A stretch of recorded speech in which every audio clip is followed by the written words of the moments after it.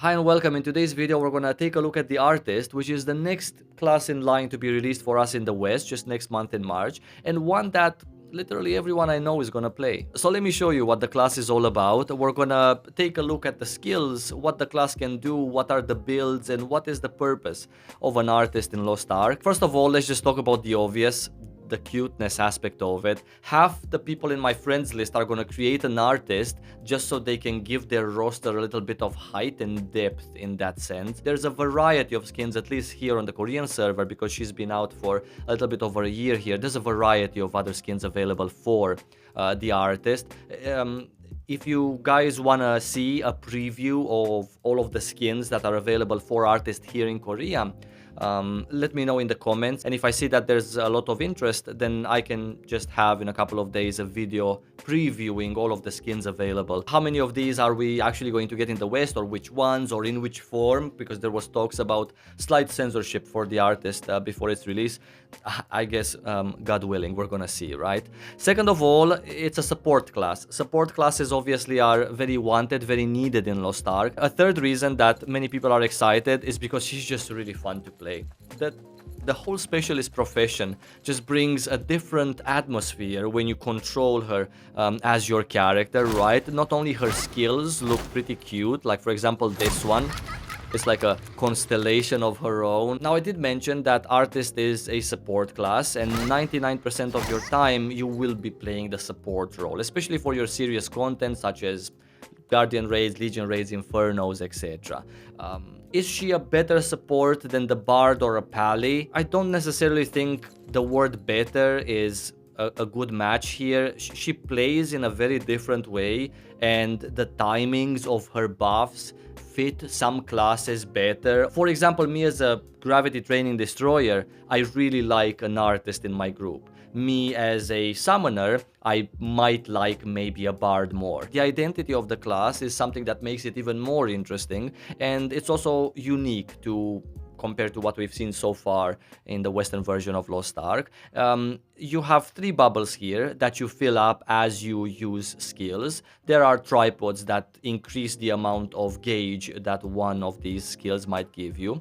And you can consume these bubbles either with the buff on the left or with the one on the right hand side. The one on the left is a party buff that increases the damage that party members do by 10% for 10 seconds. This one consumes 2 of these bubbles. If I would press it, this is the buff and it takes 2 bubbles. It's always 10 seconds and it always consumes 2 bubbles, yeah? The interesting and unique part of the class is these spheres that you have access to. You place them at the location of your mouse.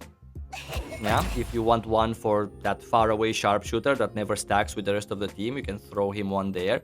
If you want one for yourself, you can place one here, right? Every sphere consumes one of these bubbles, and they are healing spheres. Also, when you cast a sphere, there is a flash around it. This flash. This one also heals the people that are in the flash. It's a really nice healing tool, something new, something unique, something that not only you but also your teammates are gonna have to get used to. And speaking of new and unique to Lost Ark, the artist has access to a portal mechanic. You place a portal at the location of the mouse, and then you become tethered to it with a beam. Whoever enters the portal there gets ported here at my location. Wherever I move, I can cast a portal there and move out of harm's way, or maybe dash away, and then a group member can immediately be sent to my location if he interacts with the portal. This is another cool and interesting way that, again, not only you have to get used to using it, but also your group members. It's gonna take some time to sort of get used to using this in a proper way, right, and at the right time. On top of that, the artist has access to several shields, a couple of skills, like for example this one. Didn't I tell you it was fun? What did I just say? I said it's fun, right? This is an interesting way of placing a shield on yourself and your group members at that by jumping on top of them. So it's shield, shield, shield. Just these little nuances, right, to the class make it so much different compared to the current set of classes that we have. Artist has another buff which gives attack speed. Actually, 2 different skills that give attack speed. This is one of them. a stripe on the ground, right? That gives an attack speed buff and then a movement speed buff as well. This is how it looks. Now, combining this one with the other one that gives also attack speed to the group members means that you get an extra 8% attack speed with 100% uptime. This one, on top of everything, gives them also an attack power buff, same as the other support classes that we have, and also a damage reduction buff as well. It's basically like a 3-in-1, this particular skill. The second attack power buff is this skill right here, to sort of match what the other two supports are doing. You have this skill, which is an area on the ground. Maybe you don't see it very well here. I'm gonna cast it here. It's this area. So you have this one and this one for the attack power, right? In terms of awakening skills, you have this one. Sort of similar to the Bard one, where you get a gigantic shield for yourself and the party members. And then you also have the other awakening skill, which looks like this,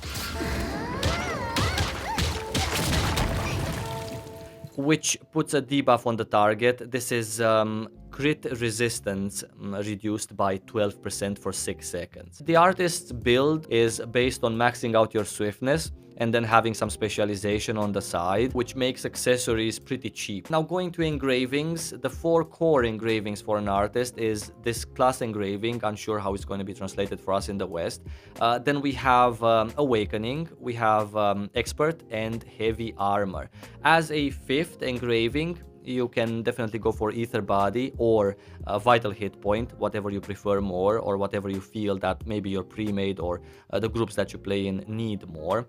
And if you get lucky with a stone and you're going full Giga Chad to the moon artist with 5+1 engravings, this one, I think it's Crisis Evasion, works very well as a 6th level 1 engraving, but even this one, Goddess's Protection, for example, works pretty well. As you can tell, based on the combat stats and engravings, engraving combinations we just discussed, Artist is a very cheap class to gear up to a point where you don't get gate capped. Not only it's cheap because of swiftness and the engravings, but also you're a support, so you don't necessarily need a 5+1, you don't necessarily need a perfect bracelet or whatnot. So something to look forward to if you're interested in how the artist looks and feels and sounds and plays. Gems is another aspect of the artist which makes it cheap, simply because you literally don't need any damage gems, because most of your gameplay is going to be as a support. So cooldown gems across the board for all of your 8 skills. And if you're gonna prioritize your gems, then this,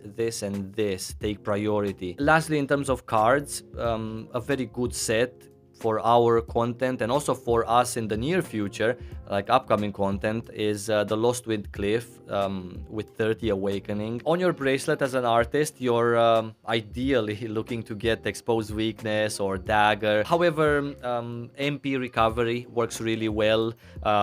Max HP, if you get a high roll of max HP. Swiftness, obviously, that's your main stat. It's nice to have swiftness and spec bracelet. And speaking about swiftness, 1800 of it puts you in a very comfy place as an artist at 130% movement and attack speed increase, plus obviously the cooldown reduction, which is priceless. But with the help of the set that you're going to be wearing, which by the way is the Yearning set, even at level 2, it caps you out with attack and movement speed.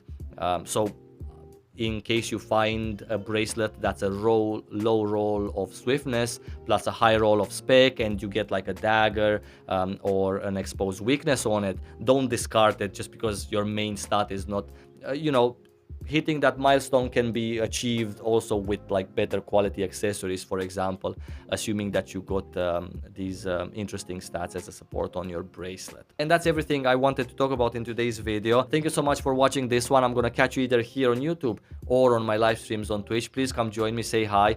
Twitch.tv/Tyvosan. In the meantime, lots of love and take care.